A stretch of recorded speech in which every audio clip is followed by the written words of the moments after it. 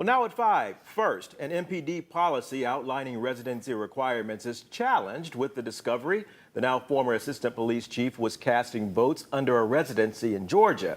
Then the policy was stricken and replaced by a new draft just before the announcement of Jones's departure from that department. Good evening, everybody. Thank you for joining us tonight. I'm Rudy Williams. And I'm Pepper Baker. Today, documents show that a modified policy has now been reinstated. ABC 24 was the first to report this story after obtaining an MPD document. The newest version of MPD's Policy and Procedures Handbook shows the residency policy is now back in place.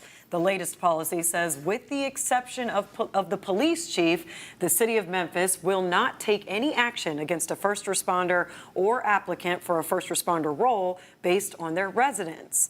Employees who are not first responders, including those who reside outside of Shelby County, must still be able to report to work within 2 hours of notification. Well, a short while ago, Memphis Mayor Paul Young went before the city council to answer questions about the residency policy.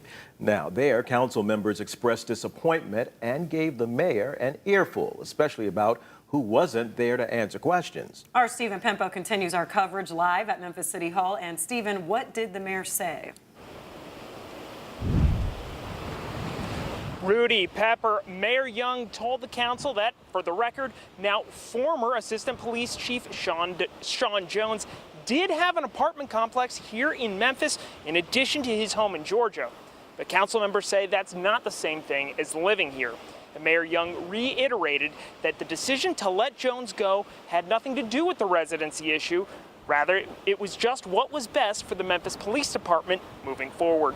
Mayor Young says the decision to not have interim police chief C.J. Davis present was his and that he decided to speak on her behalf. The city says that when Jones was hired in 2021, he had 6 months to establish residency, but then the law changed. Mayor Young says they never had any problems with Jones being late or missing significant time, and he always noticed him there whenever the mayor would go to police scenes. Memphis City Council Chair J.B. Smiley says the council plans on looking closer at the 2-hour radius residency rule, with the possibility of moving that number up or down. Is it too much? Should it be more? Where should we land? I think Councilwoman Logan spoke specifically about every crime here is an emergency, so maybe the reporting time, 2 hours, may not be sufficient. Now the question becomes, how will the departure of Assistant Chief Jones affect the future of Interim Chief Davis moving forward? The Memphis City Council says that they will be looking at the Memphis Police Department intently to see how morale improves with Jones gone. Live outside Memphis City Hall, I'm Stephen Pimpo. All right, Stephen, thanks a lot.